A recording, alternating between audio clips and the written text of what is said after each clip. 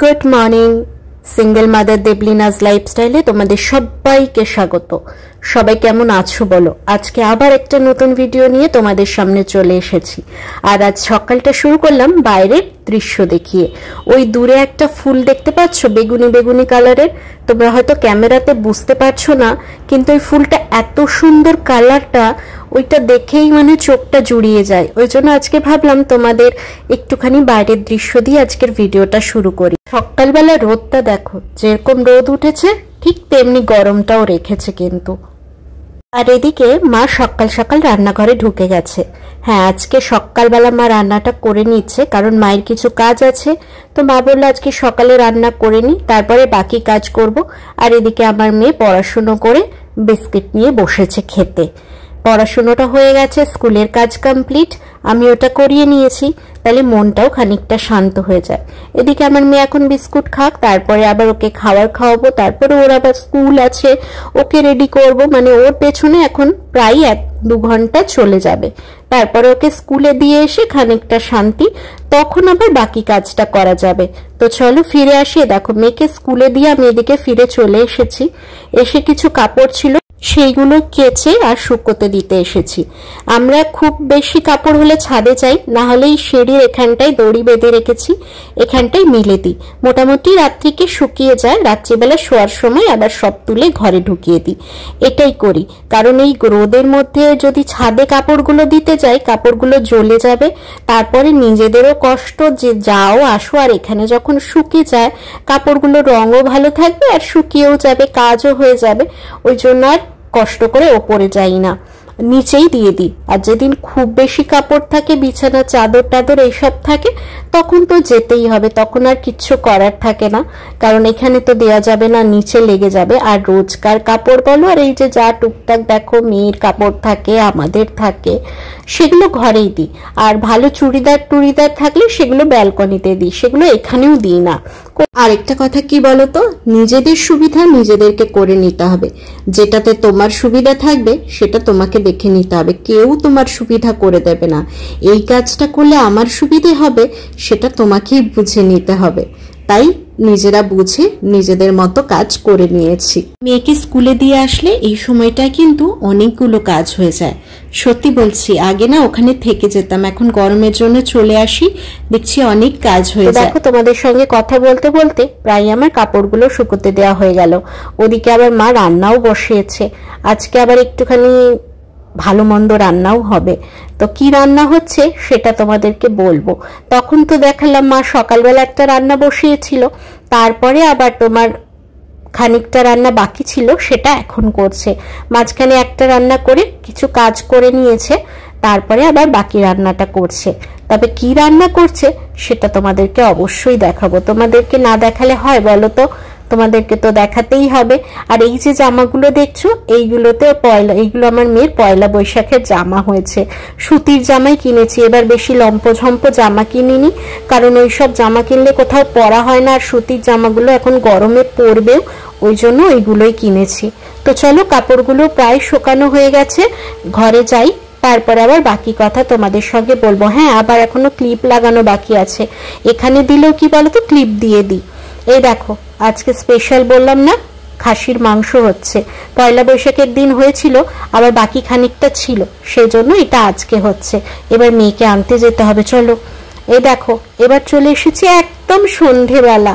তারপরে মেয়েকে নিয়ে এলাম, মেয়েকে নিয়ে এসে খাইয়ে দাইয়ে ঘুম পাড়িয়ে নিজেরা খেয়ে দিয়ে ঘুমিয়ে সমস্ত কাজ করে, না আমি ঘুমোইনি, আমি ভিডিও আপলোড করছিলাম তোমাদের জন্য, এডিট করা বাকি ছিল, ওই সব করছিলাম। আর এদিকে আমার মেয়ের নাচ দেখো, এখন সে একটা নতুন গান উঠেছে না, ইডলি ধোসা সাম্বার চাটনি, ওইটা শিখেছে, আর ওইটাতে নেচে যাচ্ছে আর আয়নায় নিজেকে দেখে যাচ্ছে। এদিকে ম্যাম এসে যাবে, সময় হয়ে গেছে, আমি বলছি দুধটা খেয়ে নে, ও তার সেই নাচে ব্যস্ত। নতুন নতুন বাচ্চারা দেখবে, বাচ্চা কেন, আমরাও যে জিনিসটা নতুন ওঠে সে জিনিসটা নিয়ে আমরাও মাতামাতি করি। এই যে এখন ওই গানটা উঠেছে, এখন ফোন চালালে মোটামুটি এই গানটা তুমি সবসময় শুনতে পারবে, তাহলে ওই বাচ্চারাই কেন করবে না বলো তো? আমার মেয়ে কিন্তু ভালো দেখে দেখে শিখেওছে গানটা। আরেকটা কথা তোমাদের সঙ্গে এখন শেয়ার করি, ঘুরতে তো যাব বলছে, কিন্তু ঘুরতে গেলে কি হবে, মনের মধ্যে ভীষণ একটা ভয় কাজ করে। আমার না ভীষণ একটা ফোবিয়া আছে, সে যে কোনো যানবাহন বলো, ট্রেন বলো, বাস বলো, কি গাড়ি বলো, বাইক বলো, সাইকেল বলো, যাই বলো, যে কোনো যানবাহনে আমার ভীষণ একটা ফোবিয়া কাজ করে। কেন জানি না, এই যে ট্রেনে যাব, ট্রেনে জার্নি করব, সেটা ভীষণ একটা ভয় কাজ করছে। বারবারই মাকে বলছি, মা ট্রেনে যাবো, আর ট্রেনে গেলে আমার রাত্রিবেলাগুলো একদম ঘুম হয় না, কেন জানি না। আমি চেষ্টা করি কাটিয়ে ওঠার, কিন্তু এটা হয় না। তো সেই ভয়টা থেকেই যায়, আর থাকলেই কি করব, যেটা যা থাকে সেটা তো আর দূর করে দেওয়া যায় না। তো সেটা একটা ভয় কাজ করছে। তারপরে মেয়েকে নিয়ে যাব, দূরের রাস্তা যাব, মেয়ে কতটা সাথ দেবে ওই একটা জায়গার মধ্যে বসে থাকা দীর্ঘ অনেকক্ষণ, সেরকম সাথে কেউ যাচ্ছে না যে ওকে খানিকক্ষণ ট্রেন দাঁড়ালে একটু এদিক ওদিক ঘুরতে নিয়ে যাবে। তো সেই জন্য প্রচণ্ড একটা টেনশনেও আছি, মেয়ে কিভাবে সাথ দেবে। জানি আমার মেয়ে খুব ভালো ভালো সাথ দিয়ে দেয়, মানে যে চিন্তাটা আমি করি ও আমাকে সেই চিন্তাটা একদমই করতে দেয় না, আমাকে উতরে দেয়। তো এবারও হোপ যে ও ঠিকঠাক সব ম্যানেজ করে নেবে। তাও তো মা হয়ে একটা চিন্তা হয় যে কিভাবে কি ম্যানেজ করব। যতক্ষণ না ট্রেনে উঠছি মনে হয় যদি সবাই ট্রেনে না উঠতে পারি, যদি লাগেজ না ওঠাতে পারি, যদি দুজন উঠে যাই একজন না উঠতে পারি, মানে বিভিন্ন রকম উল্টো পাল্টা চিন্তা হয়। অনেক ঘুরেছি, আবার তোমরা বলতে পারো কোথাও ঘুরতে যাওনি তো তাই এটা, না গো, আমি ছোটবেলা থেকে প্রচুর ঘুরেছি, আমরা প্রচুর ঘুরেছি, অনেক অনেক জায়গা আমাদের প্রায় দেখা।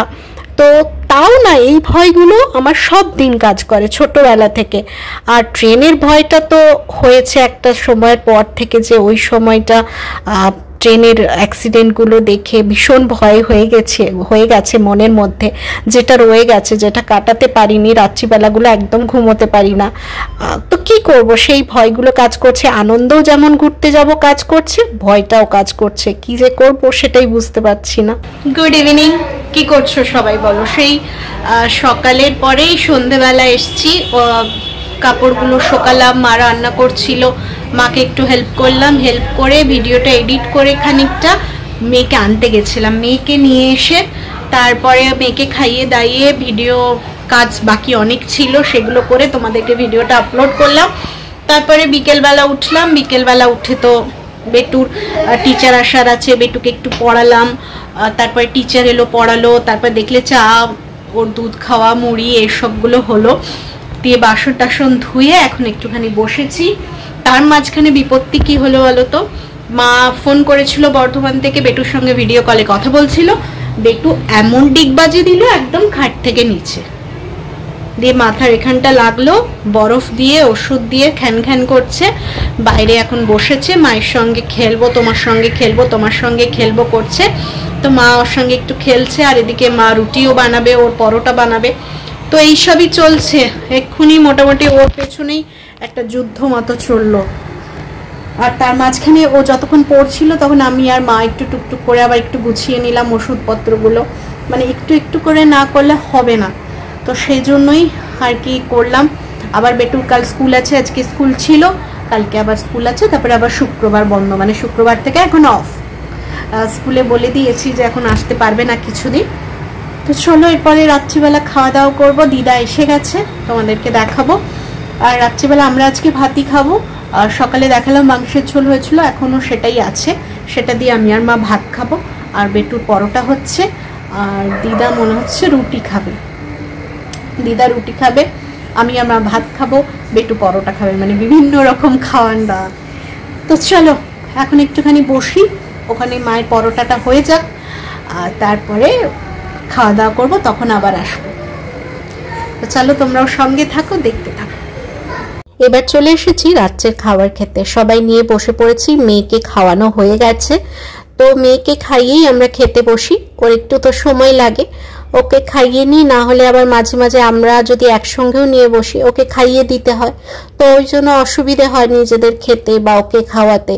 তো আমি বলি ওকে খাইয়ে নিয়ে আমরা খেতে বসবো, সেজন্য ওকে খাইয়ে নিয়ে একবার আমরা তিনজনে খেতে বসি।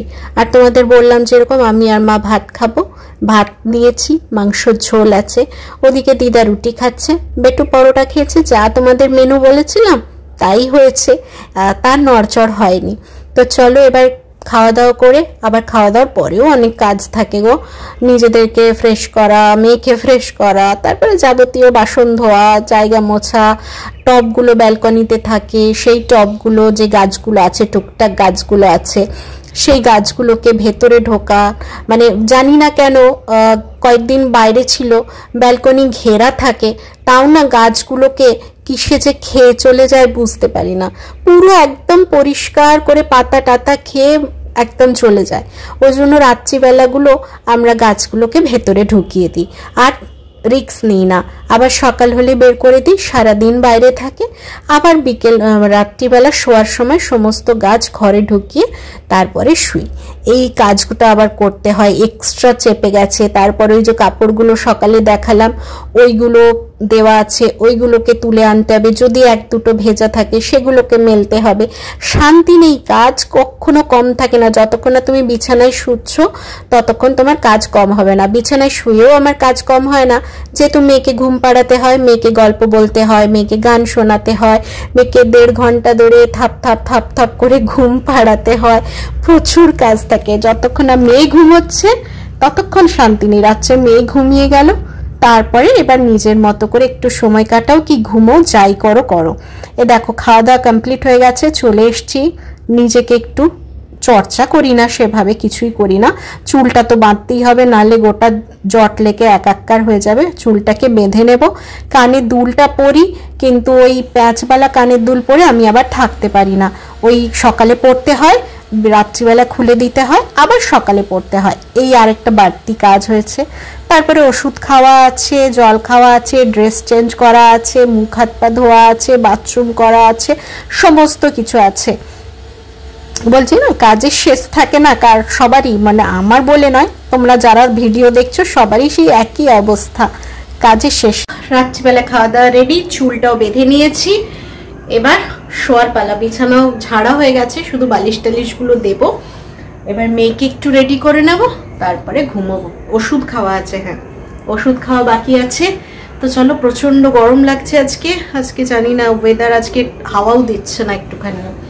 আবার কালকে নতুন কোনো ভিডিও নিয়ে তোমাদের সামনে অবশ্যই হাজির হব। তো আজকের মতো টাটা। যদি আমার ভিডিওগুলো ভালো লাগে তাহলে অবশ্যই একটা লাইক, কমেন্ট, শেয়ার করো। যারা নতুন দেখছো সাবস্ক্রাইব করে পাশে থেকো। তো চলো আজকের মতো টাটা, কালকে আবার আসছি, আবার দেখা হচ্ছে। Tata, good night.